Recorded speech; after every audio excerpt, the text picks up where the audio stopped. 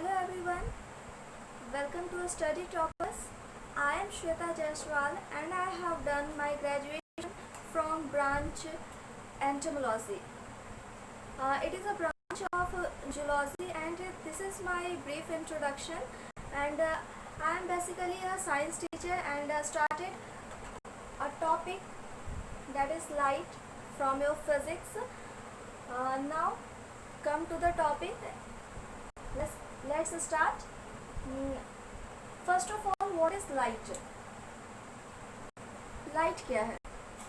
ठीक है, तो लाइट जो है, लाइट एक ऐसा फॉर्म ऑफ एनर्जी है. ठीक है, light is a form of energy. ठीक है, लाइट एक ऐसा फॉर्म ऑफ एनर्जी है, कह सकते हैं कि ये एक रूप है ऊर्जा का, जो कि क्या करता है, तो हमें किसी भी चीज़ को देखने में मदद करता है. जैसे कि हम लोग जानते हैं कि लोग क्या कहते हैं कि हम क्यों देख रहे हैं, तो due to presence of eye. But ऐसा नहीं है. आँखें हैं इसलिए देख पा रहे हैं, ये पूरी तरीके से गलत है. लाइट का प्रेजेंस बहुत इंपॉर्टेंस है. अगर लाइट नहीं होगा तो रेटिना से लाइट रिफ्लेक्ट नहीं करेगा, जिसकी वजह से इमेज बनेगा ही नहीं हमारे रेटिना पे. ठीक है, और हम कुछ देख नहीं पाएंगे.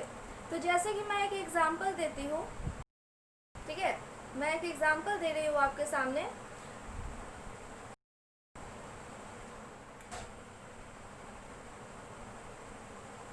मैंने क्या किया है, लाइट को बंद कर दिया है. ठीक है, कुछ समय पहले आप बोर्ड पे कुछ देख रहे थे, लेकिन अभी क्या आपको दिख रहा है? कुछ भी, बिल्कुल भी नहीं दिख रहा है.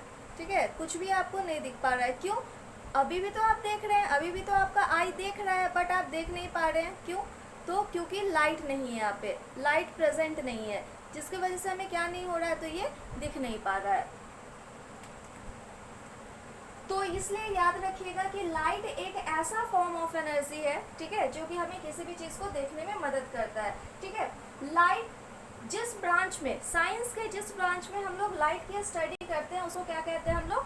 ऑप्टिक्स कहते हैं. ठीक है, याद रखेंगे. यहाँ पे मैं बता देती हूँ कि जिसमें हम लोग साउंड की स्टडी करते हैं, जिस ब्रांच में साउंड की स्टडी होती है, उसको एकॉस्टिक्स कहा जाता है.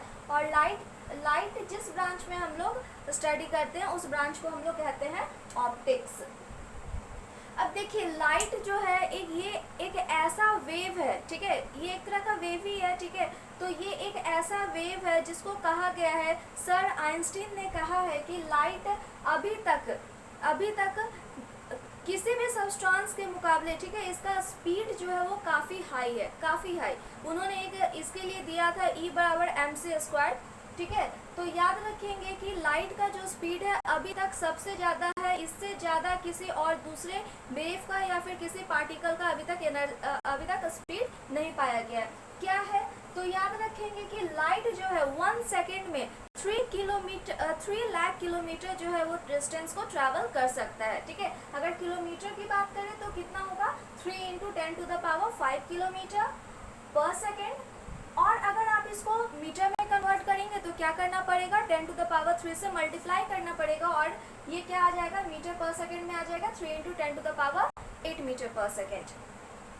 नेक्स्ट हम लोग बात करते हैं लाइट की इस प्रॉपर्टी के बारे में. ये बहुत इंपॉर्टेंट प्रॉपर्टी है. ठीक है, कि लाइट एक ऐसा इलेक्ट्रोमैग्नेटिक वेव है. ठीक है, एक ऐसा इलेक्ट्रोमैग्नेटिक वेव है जिसको कि किसी भी तरीके का मीडियम का कोई जरूरत नहीं है.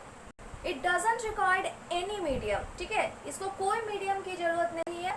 और आप याद रखेंगे इस चीज़ को कि साउंड में चाहिए होता है. साउंड में क्या होता है? साउंड के पार्टिकल्स, साउंड जब तक मीडियम के पार्टिकल्स को वाइब्रेट नहीं करेगा तब तक सुनाई नहीं देगा. ठीक है, लेकिन इसमें कोई ज़रूरत नहीं है. ठीक है, ये वैक्यूम के थ्रू भी पास कर सकता है. ठीक है, और बहुत ईजिली और आसानी से पास हो जाएगा. बहुत लोग समझते नहीं है वैक्यूम क्या होता है. तो याद रखेंगे, वैक्यूम वो एम्प्टी प्लेस है. ठीक है, वो खाली जगह होता है जहाँ पे कोई भी एयर पार्टिकल्स प्रेजेंट नहीं होते हैं. ठीक है, अब नेक्स्ट हम लोग बात करते हैं जो कि बहुत इम्पॉर्टेंट है, बहुत ज़्यादा इम्पॉर्टेंट पॉइंट है. क्या है? Rectilinear propagation of light. It is the property of light. ठीक है, लाइट जब भी ट्रैवल करेगा तो हमेशा एक स्ट्रेट पाथ पे ही ट्रैवल करेगा. ठीक है, अगर लाइट के सामने कोई ऑब्जेक्ट आ जाए, ठीक है, तो वो कभी भी, कोई ओपेक ऑब्जेक्ट आ जाए, ठीक है, कोई ओपेक ऑब्जेक्ट आ जाएगा तो लाइट कभी भी इसके ऊपर से नहीं जाएगा. ठीक है, लाइट हमेशा क्या करेगा, अगर ओपेक ऑब्जेक्ट है तो यहाँ पे क्या हो जाएगा, यहाँ पे लाइट ब्लॉक हो जाएगा और इसका क्या होगा, अपोजिट डायरेक्शन में शैडो का फॉर्मेशन होगा। वही अगर ट्रांसलूसेंट होगा तो हल्का सा लाइट पास करेगा, अदरवाइज अगर ट्रांसपेरेंट है तो पूरा पूरा लाइट पास कर जाएगा। ठीक है, तो लाइट की ये बहुत बड़ी खासियत है कि लाइट जो है ये हमेशा एक स्ट्रेट पाथ पे ट्रैवल करता है, जिसको कि हम लोग कहते हैं rectilinear propagation of light. Next, ये हमने यहाँ पे एक और प्रॉपर्टी लिखी है इसकी कि लाइट जो है, लाइट में बहुत इंपॉर्टेंट प्रॉपर्टीज आती है। क्या आती है, तो लाइट जो है, लाइट रिफ्लेक्ट कर सकता है, लाइट रिफ्रैक्ट कर सकता है, लाइट डिफ्रैक्ट कर सकता है। ठीक है, और लाइट जब ओपेक ऑब्जेक्ट सामने में आ जाए तो उसका शैडो का भी फॉर्मेशन कर सकता है। ठीक है, अब देखिए हम लोग यहाँ पे पढ़ेंगे सोर्सेस ऑफ लाइट। लाइट के क्या सोर्सेस होते हैं, तो यहाँ पे लाइट का सोर्स है, पहला सोर्स ऑफ लाइट क्या है, लुमिनस सोर्स ऑफ लाइट। ठीक है, लुमिनस का मतलब क्या होता है, तो लुमिनस का मतलब वैसा ऑब्जेक्ट, ठीक है, जो कि अपना लाइट इमिट करे, यानी कि वैसा ऑब्जेक्ट जो कि अपना प्रकाश दे। ठीक है, तो उसको हम क्या कहेंगे, लुमिनस सोर्सेस ऑफ लाइट। इसके एग्जांपल्स में क्या आ जाएंगे, सन आ जाएंगे, स्टार्स आ जाएंगे। सन इज ऑल्सो अ स्टार। ठीक है, तो सन जो है, सन आ गया, जितने भी स्टार्स हैं वो आ जाएंगे, फायरफ्लाई है, फायर हो गया। ठीक है, तो ये हो जाएंगे लुमिनस सोर्स ऑफ लाइट। और आपको पता है, यहाँ पे थोड़ा सा मैं बता देती हूँ कि ये लुमिनस सोर्स ऑफ लाइट दो तरह के होते हैं। एक होता है नेचुरल, जो कि नेचर में पहले से ही प्रेजेंट है और नेचुरली लाइट को इमिट करता है, जैसे कि जिसके एग्जांपल्स आप देखते हैं, सन हो गया, स्टार्स हो गए। और आर्टिफिशियल, यानी कि वैसे सोर्स ऑफ लाइट जिसको कि ह्यूमन बींग्स ने बनाया है। ठीक है, जैसे कि हम लोग देख रहे हैं आजकल बल्ब है, ठीक है, ट्यूबलाइट्स हैं, this are the artificial luminous source of light. Next हम लोग बात करेंगे non luminous source of light. Non luminous source of light किसको कहते हैं, तो याद रखेंगे कि वैसा ऑब्जेक्ट, ठीक है, वैसा ऑब्जेक्ट जो कि अपना लाइट कभी भी इमिट नहीं करता है, इमिट करेगा बट अपना नहीं। ठीक है, दूसरे का लाइट इमिट करेगा, उससे एब्जॉर्ब कर लेगा और फिर उसको रिफ्लेक्ट करेगा, जिसका कि बेस्ट एग्जांपल है मून। मून का कोई अपना लाइट नहीं होता, वो सन के ही लाइट से क्या करता है, लाइट को लेता है और उसके बाद फिर उसको रात में रिफ्लेक्ट करता है। और प्लैनेट्स भी है, सेम चीज, प्लैनेट्स भी अपने लाइट को कभी रिफ्लेक्ट नहीं करते हैं।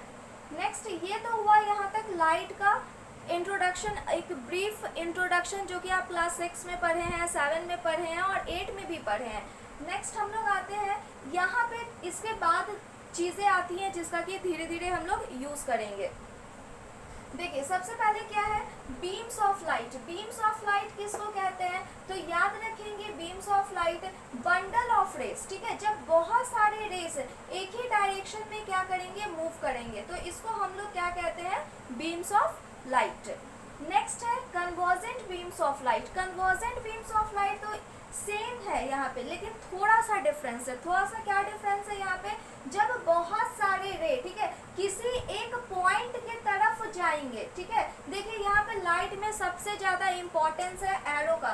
एरो अगर इधर की जगह इधर पड़ गया तो पूरा कहानी खराब हो गया यहाँ पे। तो हमेशा याद रखेंगे कि लाइट, अगर बीम्स ऑफ लाइट, जब बहुत सारे रेस जो है, ठीक है, अगर एक पार्टिकुलर, एक खास पॉइंट की तरफ अगर जाएंगे तो उसको हम लोग कहते हैं क्या, कन्वर्जेंट बीम ऑफ लाइट। इसके बाद नेक्स्ट हम लोग बात करते हैं divergent beam of light. Divergent beam of light क्या होता है, तो याद रखेंगे कि जब बहुत सारे रेस ऑफ लाइट जो है, अगर एक मतलब कहने का मतलब है कि जब किसी भी सोर्स ऑफ लाइट से, ठीक है, किसी भी सोर्स ऑफ लाइट से क्या होगा, बीम्स ऑफ लाइट बाहर निकलेंगे। ठीक है, बाहर निकलेंगे यानी कि वो डाइवर्स करेंगे, फैलेंगे, तो इसको हम लोग क्या कहते हैं, डाइवर्जेंट बीम ऑफ लाइट, जिसका कि बेस्ट एग्जांपल है टॉर्च है। टॉर्च को जब हम खोलते हैं तो क्या होता है, लाइट पूरा फैलता है। ठीक है, गाड़ी का हेडलाइट हो गया, क्या होता है, तो फैलता है पूरा। तो ये हो गया divergent beam of light. And I hope कि आप लोग यहाँ तक अच्छे से समझ रहे होंगे। देखिए आइए हम लोग बात करते हैं अब रिफ्लेक्शन की। तो यही यहाँ से ही लाइट का जो है वो इम्पोर्टेंट पार्ट जो है वो स्टार्ट हो रहा है। रिफ्लेक्शन क्या होता है, तो रिफ्लेक्शन याद रखेंगे कि लाइट का एक ऐसा फेनोमेना है जब किसी भी रिफ्लेक्टिंग सरफेस पे, देखिए मैंने यहाँ पे बात की है रिफ्लेक्टिंग सरफेस पे, मैंने यहाँ पे मिरर नहीं कहा, मैं मिरर पढ़ाऊंगी वहाँ पे मैं बात करूंगी।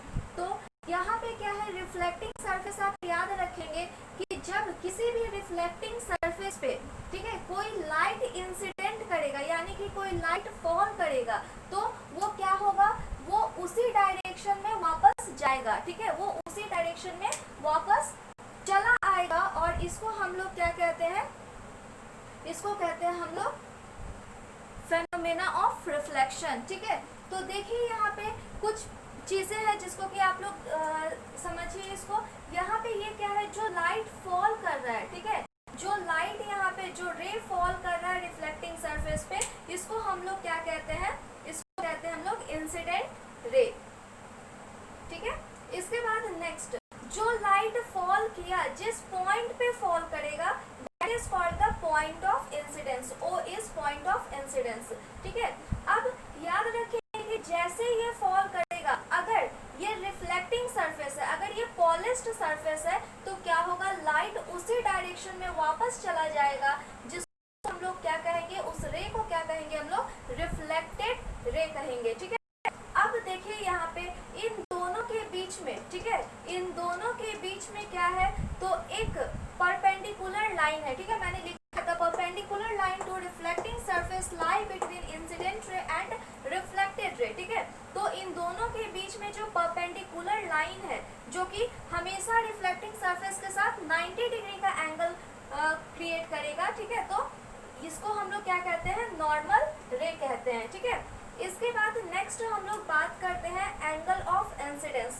तो याद रखिएगा कि एंगल बिटवीन इंसिडेंट रे, ठीक है, यानी कि वो एंगल जो इंसिडेंट रे और नॉर्मल रे के बीच में बनेगा उसको हम क्या कहेंगे, एंगल ऑफ इंसिडेंस।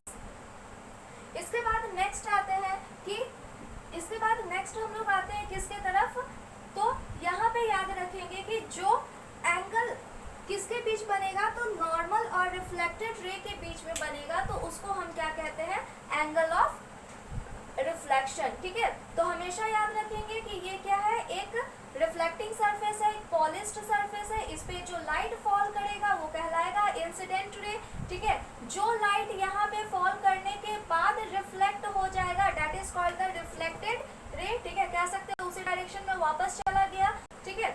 अब इन दोनों के बीच में एक परपेंडिकुलर लाइन होगा जो कि सरफेस के साथ 90 डिग्री का फॉर्मेशन करेगा, उसको हम क्या कहेंगे, नॉर्मल रे कहेंगे। इन दोनों के बीच में यानी कि किसके बीच में, इंसिडेंट रे और इंसिडेंट रे और नॉर्मल रे के बीच में एंगल ऑफ इंसिडेंस का फॉर्मेशन होता है, ठीक है, और नॉर्मल और रिफ्लेक्टेड रे के बीच में एंगल ऑफ रिफ्लेक्शन का फॉर्मेशन होता है।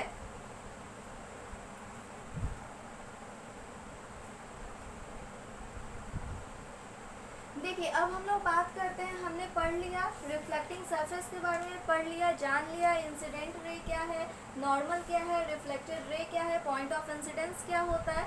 तो अब नेक्स्ट हम लोग बात करते हैं जो कि बहुत इम्पॉर्टेंट चीज़ है, वो क्या है, तो इस रिफ्लेक्शन का क्या होता है, लॉ होता है। लॉ ऑफ रिफ्लेक्शन जो है वो किनके द्वारा दिया गया है, तो यूक्लिड के द्वारा दिया गया है, और उन्होंने ये तब दिया था जब हम लोग सोच भी नहीं सकते हैं, कोई सोचा भी नहीं होगा कि इतना ज़्यादा वो सोच चुके होंगे उस टाइम, ठीक है। तो ये करीब 300 BC के अराउंड उन्होंने इस लॉ ऑफ रिफ्लेक्शन को प्रपोज किया था, उन्होंने दिया था, ठीक है।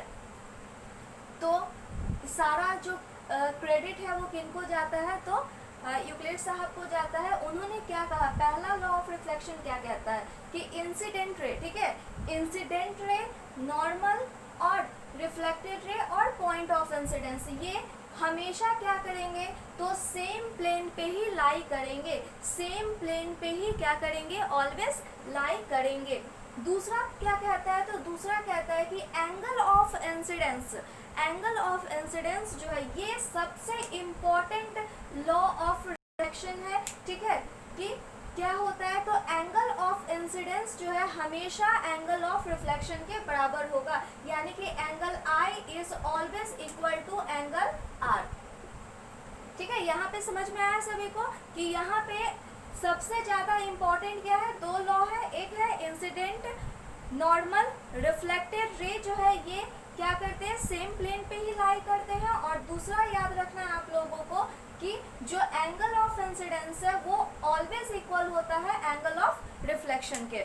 अब यहाँ पे एक सबसे इम्पॉर्टेंट चीज़ है, हम लोग देखिए कहने का मतलब क्या कि अगर ये 45 डिग्री है तो एंगल आर भी कितना होगा, 45 degree according to law of reflection. ठीक है, देखिए अगर क्वेश्चन दिया हुआ है आपके सामने कि एंगल ऑफ इंसिडेंस इतना है तो एंगल ऑफ रिफ्लेक्शन निकालिए, तो आप आसानी से क्या कर सकते हैं, इसको निकाल सकते हैं।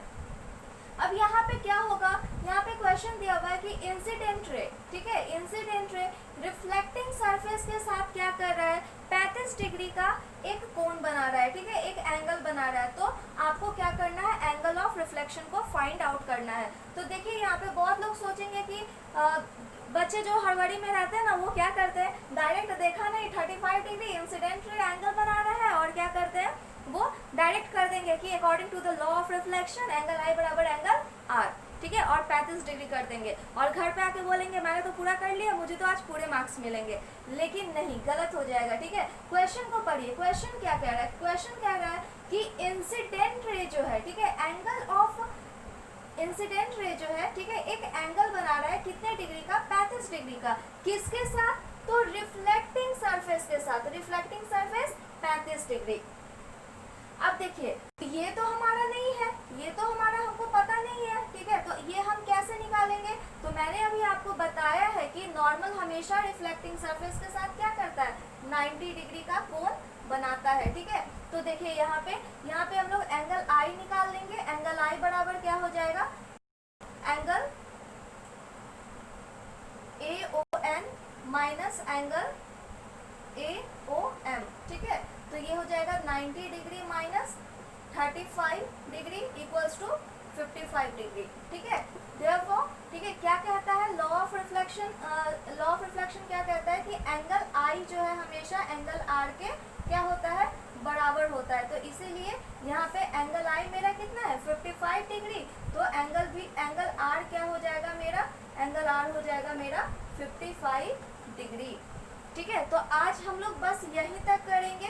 कल की क्लास में हम लोग टाइप्स ऑफ रिफ्लेक्शन पढ़ेंगे, उसके बाद हम लोग मिरर को स्टडी करेंगे, और फिर डिफरेंट टाइप्स के जो मिरर हैं उसको स्टडी करेंगे। आज के लिए बस इतना ही आप लोग देखिए, और अगर आपको मेरी वीडियो अच्छी लगती है तो प्लीज़ अपने दोस्तों के साथ इसे ज़रूर शेयर कीजिए। अगर मैं उनकी कुछ हेल्प कर पाऊँ तो मेरे लिए बहुत बड़ी बात होगी ये। तो प्लीज़ मेरी वीडियो को शेयर कीजिए, लाइक कीजिए, और मेरे चैनल को सब्सक्राइब कीजिए। Thank you so much.